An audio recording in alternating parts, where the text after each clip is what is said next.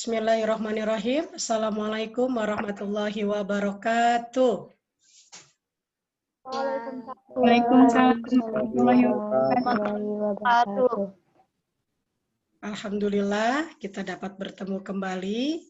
Semalam sudah Ibu sampaikan melalui WA Group bahwa hari ini kita akan belajar dengan bab yang baru yaitu permintaan dan penawaran.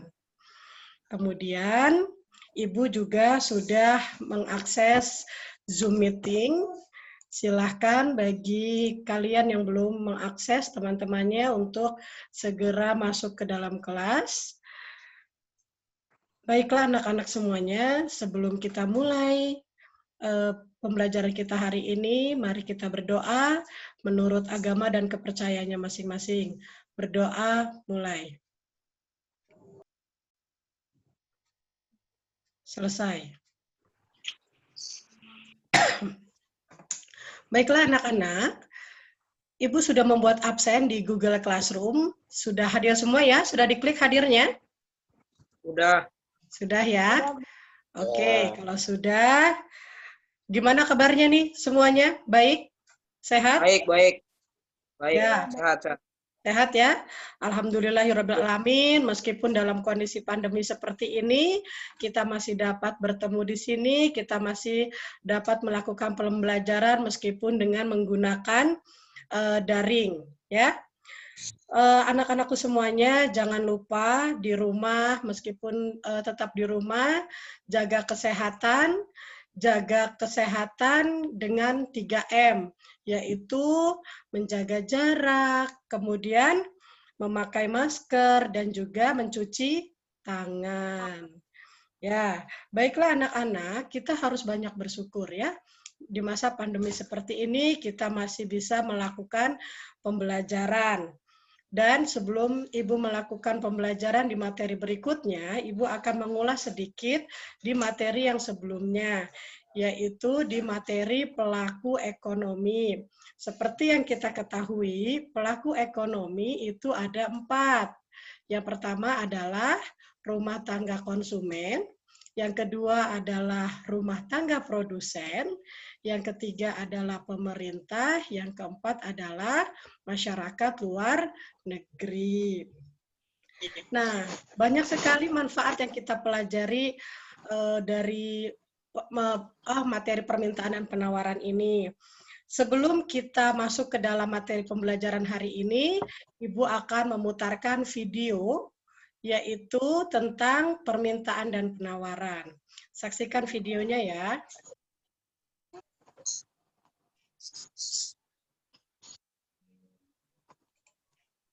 Paras.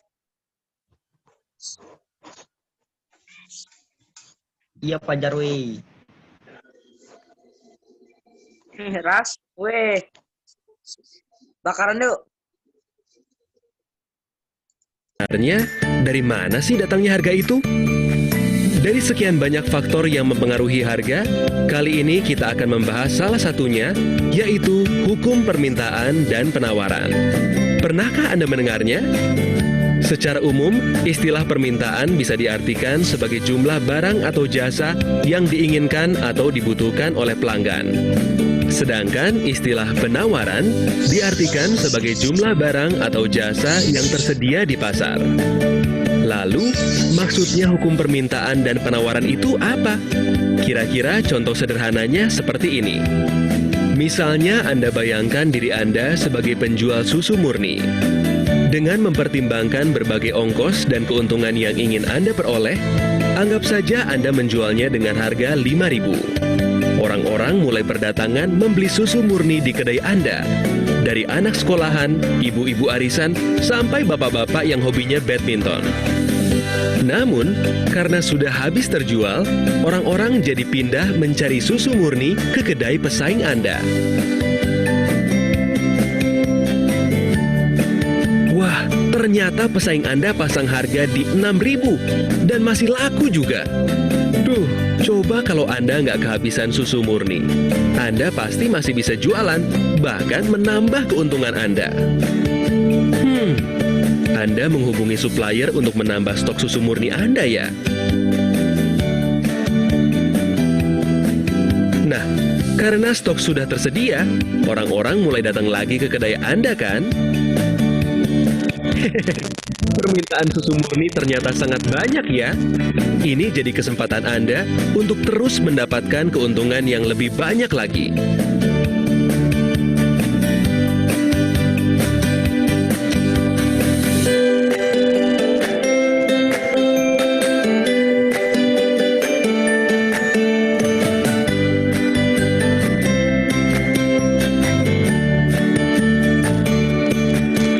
Grafik berikut ini menunjukkan hubungan antara harga dan jumlah penawaran dari sudut pandang pengusaha. Semakin tinggi harga barang, para pengusaha akan terus menambah jumlah barang dagangan untuk mendapatkan keuntungan yang lebih banyak lagi. Hal ini biasa disebut sebagai kurva penawaran. Tapi, di suatu titik, bila harga barang terlalu tinggi, banyak orang yang jadi tidak mampu untuk membelinya.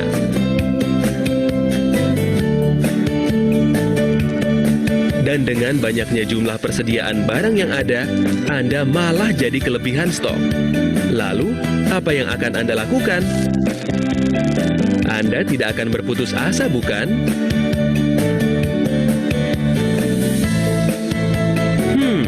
Sepertinya menjual dengan harga lebih murah lebih baik daripada tidak ada penjualan sama sekali, bukan?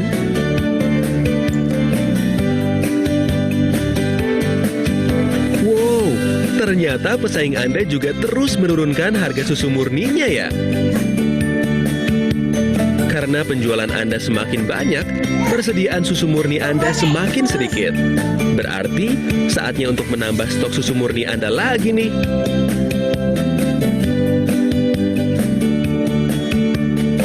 Pada grafik ini ditunjukkan hubungan antara harga dan jumlah permintaan dari sudut pandang pelanggan. Semakin tinggi harga barang, semakin rendah permintaan karena semakin tidak terjangkau oleh para pelanggan. Tapi, bila harga barang semakin murah, permintaan akan terus bertambah. Hal ini biasa disebut sebagai kurva permintaan. Nah, apabila Anda bandingkan kurva permintaan pelanggan dengan kurva penawaran pengusaha, bisa Anda lihat arah keduanya yang saling berlawanan. Di satu sisi, para pelanggan ingin belanja dengan harga lebih murah. Di sisi lain, para pengusaha ingin mendapatkan keuntungan lebih banyak. Namun ada satu kondisi di mana keinginan pengusaha dan keinginan pelanggan saling bertemu, yaitu pada titik di mana kedua kurva saling berpotongan. Titik ini biasa disebut sebagai titik equilibrium atau titik keseimbangan harga. Hal ini menggambarkan kondisi di mana jumlah barang dan harga yang diinginkan oleh para pelanggan sesuai dengan jumlah barang dan harga yang ditawarkan oleh para pengusaha. Hehehe, sangat indah bukan?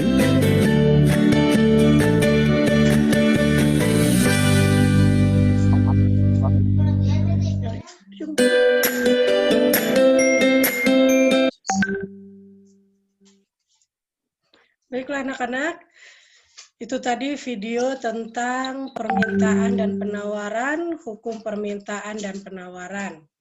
Dari video tersebut nanti akan kita diskusikan di forum diskusi. Ya.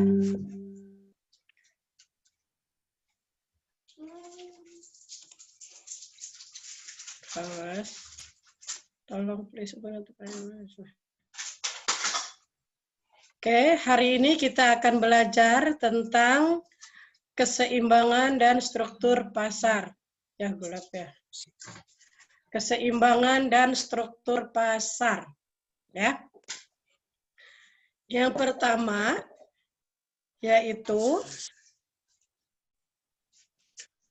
kita akan belajar untuk kompetensi dasar, mendeskripsikan terbentuknya keseimbangan dan struktur pasar, kemudian menyajikan hasil pengamatan tentang perubahan harga dan kuantitas keseimbangan pasar.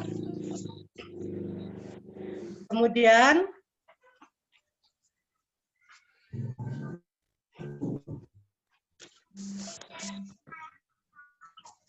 tujuan pembelajaran kita hari ini Yang pertama, setelah mengikuti pembelajaran, peserta didik dapat membedakan pengertian permintaan dan penawaran dengan benar, menjelaskan faktor-faktor yang mempengaruhi permintaan dan penawaran dengan kritis, dan menjelaskan hukum permintaan dan penawaran dengan tepat. Yang selanjutnya yaitu permintaan. Permintaan itu apa sih? Ya, permintaan adalah jumlah barang atau jasa yang diinginkan atau dibutuhkan oleh pelanggan pada berbagai kemungkinan harga selama periode tertentu. Oke, itu adalah permintaan. Nah, sebelumnya Ibu tanya, biasanya permintaan dan penawaran itu terjadinya di mana sih? Yang suka ada pembeli dan penjual itu terjadinya di mana? Di Pasar, Bu. Pasar. di pasar ya. Jadi permintaan itu adalah jumlah barang atau jasa yang diinginkan atau dibutuhkan oleh pelanggan pada berbagai kemungkinan harga selama periode tertentu. Selanjutnya yaitu tentang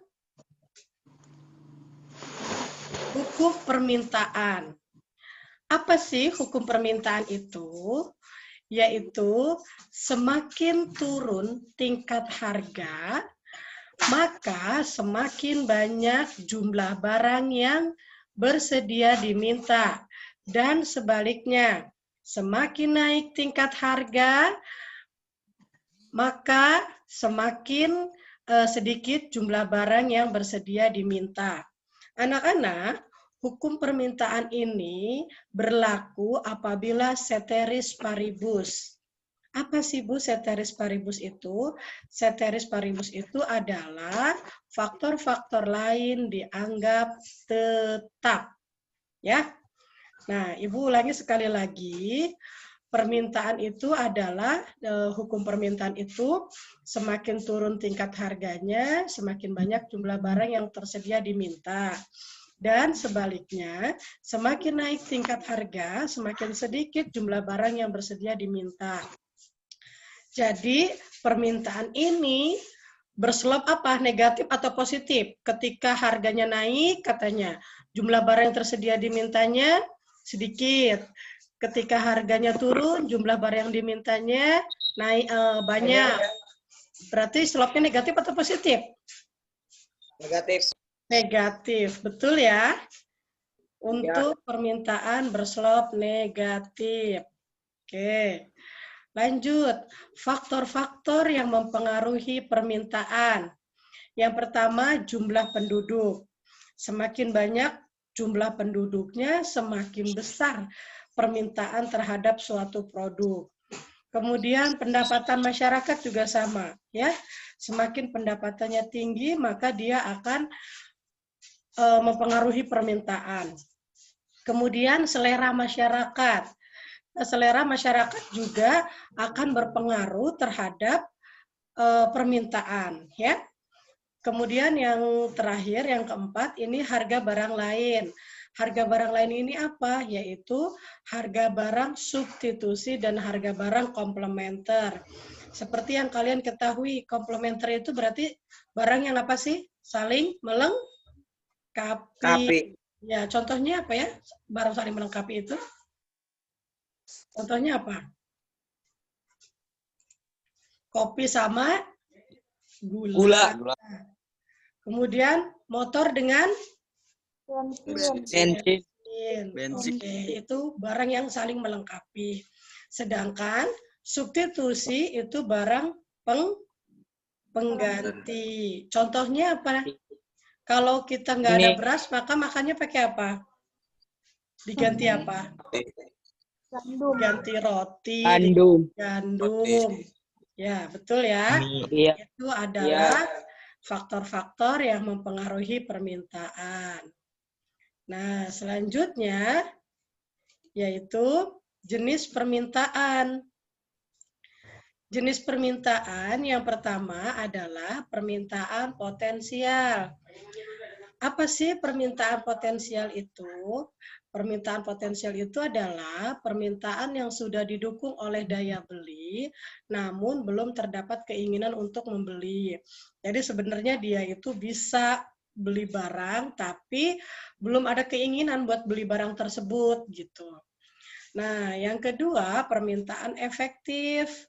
Kalau permintaan efektif, permintaan yang didukung oleh kemampuan untuk membeli dan sudah melakukan daya belinya dan mempunyai daya beli. Tuh, ya.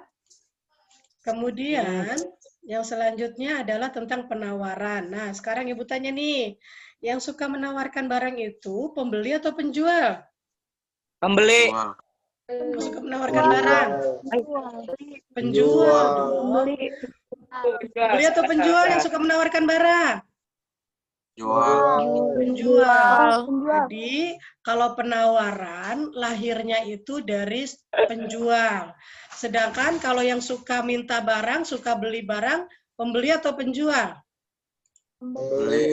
Pembeli. Jadi kalau permintaan itu lahirnya dari pembeli. Sedangkan kalau penawaran lahirnya dari penjual. Oke. Apa sih penawaran itu atau supply itu apa? Penawaran adalah banyaknya barang atau jasa yang ditawarkan oleh penjual pada suatu pasar tertentu, pada periode tertentu, dan pada tingkat harga tertentu. Itu adalah penawaran ya. Jadi banyaknya barang atau jasa yang ditawarkan oleh penjual pada satu waktu tertentu, pada periode tertentu. Oke, selanjutnya faktor-faktor yang mempengaruhi penawaran.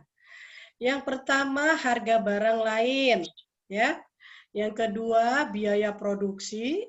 Biaya produksi akan sangat berpengaruh terhadap penawaran. Yang selanjutnya, harga sumber daya. Dan yang keempat, tingkat teknologi yang digunakan. Semakin besar teknologi yang digunakan, semakin canggih tingkat teknologi yang ditawarkan, maka akan mempengaruhi penawaran terhadap barang atau jasa. Oke, selanjutnya adalah hukum penawaran. Nah, tadi kan ada hukum permintaan ya. Kalau hukum permintaan, slopnya apa tadi katanya? Negatif atau positif? Negatif. Negatif. Nah, kalau hukum penawaran, semakin tinggi harga suatu barang, semakin banyak jumlah barang tersebut ditawarkan oleh para penjual. Sebaliknya, makin rendah harga suatu barang, semakin sedikit jumlah barang tersebut yang ditawarkan. Jadi yang namanya penjual itu, ketika harga barangnya sedang naik, maka dia akan menjualnya dalam jumlah yang banyak. Tapi kalau misalkan harga barang yang dia jual itu harganya lagi turun, maka dia akan menjual barang tersebut dengan jumlah yang sedikit. Nah, jadi hukum penawaran itu positif atau negatif sih? Slopnya negatif atau positif? Hukum penawaran. Tadi kan kalau hukum permintaan slopnya negatif ya. Ketika harganya naik, kuantitinya turun. Ketika harganya turun, maka jumlah barangnya naik. Nah, sekarang kalau hukum penawaran, kalau harganya lagi naik, jumlah barangnya yang ditawarkannya banyak. Sebaliknya, kalau harga barangnya lagi turun, maka jumlah barang yang ditawarkannya juga semakin sedikit. Jadi berslopnya negatif atau positif kalau penawaran? Positif. Berslop positif, betul ya. Berslop positif ya. Jadi yang namanya penjual, dia menginginkan keuntungan yang lebih banyak. Maka ketika harga barangnya yang dia jual lagi mahal, maka dia akan jual dengan banyak. Ya. Tapi ketika harga barang yang dia jual itu lagi murah, maka dia akan menjualnya dalam jumlah yang sedikit. Ya. Misal ketika Lebaran ya, ketika Ramadan deh, ketika Ramadan.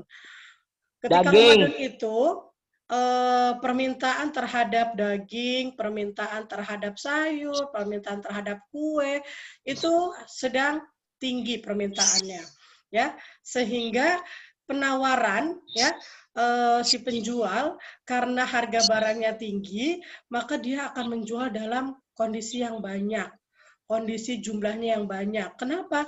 Karena mumpung harganya lagi mahal, maka saya jual juga mahal supaya saya mendapatkan keuntungan yang lebih banyak, ya. Sebaliknya, ketika harga yang saya jual itu lagi murah, ya, dia akan menjualnya dalam jumlah sedikit. Bahkan kalau ada penjual-penjual yang nakal atau penjual-penjual yang curang, dia akan menyimpan barang dagangannya ketika harganya sedang murah. Nanti kalau harganya sudah naik lagi, baru dia keluarkan lagi stoknya. Itu ya, itu yang nggak boleh ya. Itu nggak boleh. Iya, curang. Itu namanya curang. Oke, lanjut ke jenis penawaran. Oke. Penawaran ada, yang pertama adalah penawaran individu, yaitu penawaran yang dilakukan oleh satu individu, oleh satu orang saja. Yang kedua adalah penawaran pasar. Penawaran pasar itu penawaran yang dilakukan oleh banyak penjual di pasar. Oke. Sekian materi kita hari ini, ya. Jadi Ibu ulangi lagi, ya, bahwa kita belajar hari ini, yaitu tujuan kita yang pertama tentang pengertian permintaan dan penawaran, faktor-faktor yang mempengaruhi permintaan dan penawaran, hukum permintaan dan penawaran. Tadi sudah Ibu jelaskan melalui video, ya. Di video yang tadi ada apa namanya, penjual susu, ya. Ada penjual susu, Iya. ya, yang ingin Susu murni. ya, yang ingin menjual barang dagangannya. Oke, baiklah anak-anak. Silahkan kalian berdiskusi sesuai dengan kelompok yang sudah Ibu bagi semalam, ya. Kelompok 1 sampai dengan kelompok 8. Sudah berdiskusi? Sudah, ya? Oke. Di forum diskusi di Google Classroom, ya, sudah berdiskusi, ya? Ya, Bu. Ya, sudah. Baiklah, kalau sudah berdiskusi, silahkan mempresentasikan hasil diskusinya.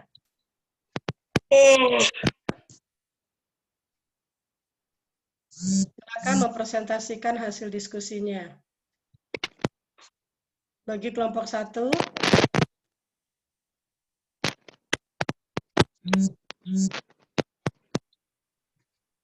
Silakan kelompok 1 yang akan presentasi adalah ketua kelompoknya siapa?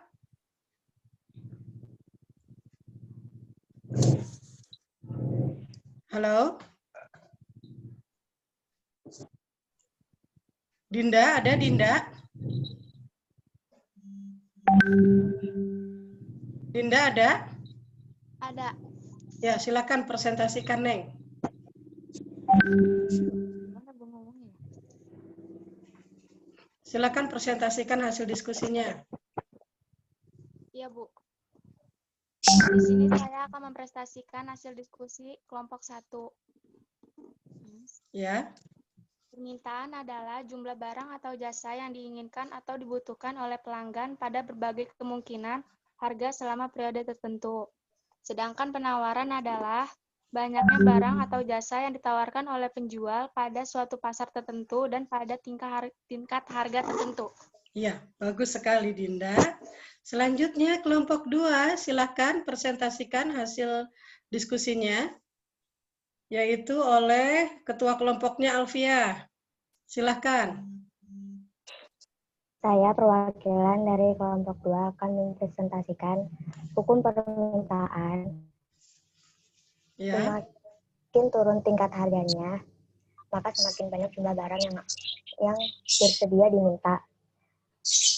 Dan sebaliknya, semakin naik tingkat harganya, maka semakin sedikit jumlah barang yang bersedia diminta. Hukum penawaran.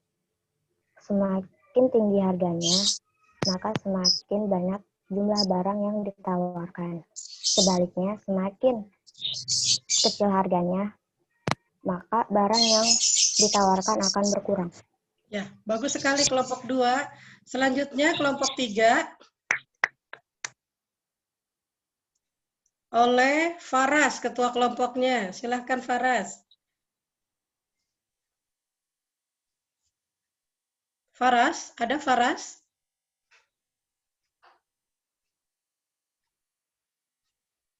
Halo, Faras? Halo. Ya, Faras silahkan presentasikan. Kelompok 3.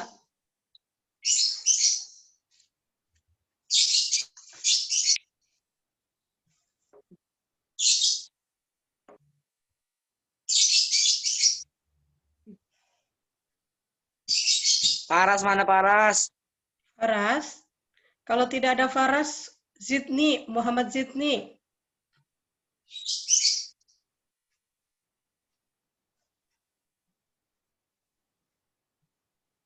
Halo? Ya. Ayo, Zoom meeting kita udah mau mati nih. Assalamualaikum. Ya, waalaikumsalam. Ayo, Faras. Saya dari perwakilan kelompok 3 akan menjelaskan faktor-faktor yang mempengaruhi permintaan. Ya. Faktor-faktor yang mempengaruhi permintaan yaitu jumlah penduduk, pendapatan masyarakat, harga barang lain, selera masyarakat. Ya. Ya. Terima kasih Faras. Selanjutnya kelompok yang terakhir, kelompok 4, yaitu Revi Nasya. Silahkan Revi. Assalamualaikum warahmatullahi wabarakatuh. Waalaikumsalam warahmatullahi wabarakatuh. Dari kelompok 4 menjelaskan tentang faktor-faktor yang mempengaruhi permintaan.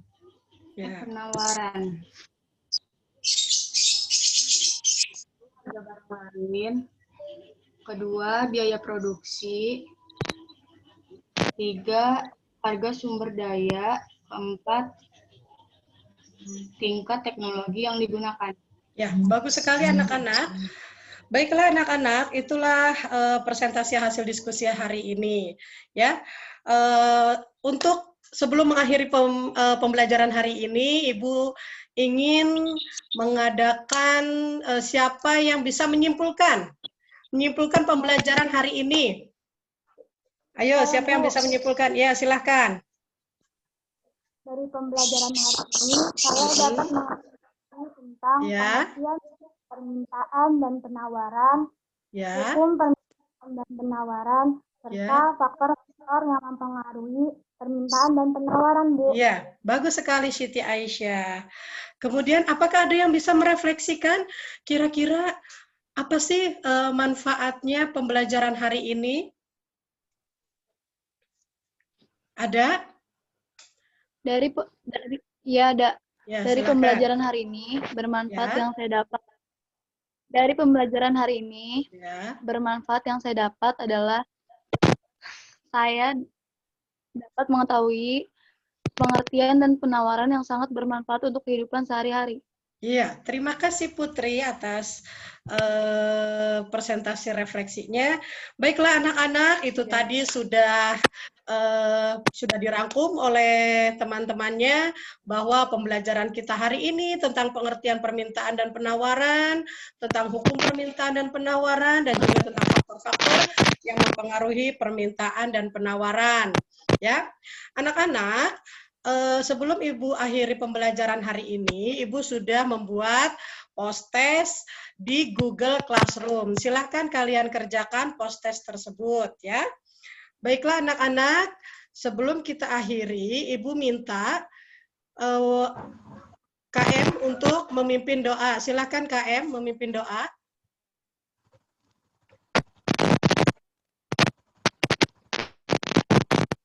Baiklah teman-teman, sebelum mengakhiri pembelajaran ini, mari kita berdoa menurut kepercayaannya masing-masing. Berdoa dimulai. Selesai. Doa selesai. Baiklah anak-anak, untuk pembelajaran hari ini kita sudah selesai. Tadi diawali dengan pemutaran video, kemudian pemaparan materi dengan PowerPoint oleh Ibu, kemudian silahkan kerjakan post-testnya di Google Classroom, dan pretest sudah kalian kerjakan tadi sebelum pembelajaran ya, sudah Ibu bagikan di Google Classroom dan sudah kalian kerjakan. Setelah pembelajaran ini silahkan kerjakan post-testnya di Google Classroom. Oke? Kita akan ketemu minggu depan dengan materi tentang kurva permintaan dan kurva penawaran. Terima kasih untuk hari ini, cukup untuk hari ini, tetap jaga kesehatan, tetap semangat, dan juga tetap menjaga jarak, mencuci tangan, dan juga memakai masker. Terima kasih untuk semuanya, sampai jumpa minggu depan. Assalamualaikum. Waalaikumsalam. Waalaikumsalam.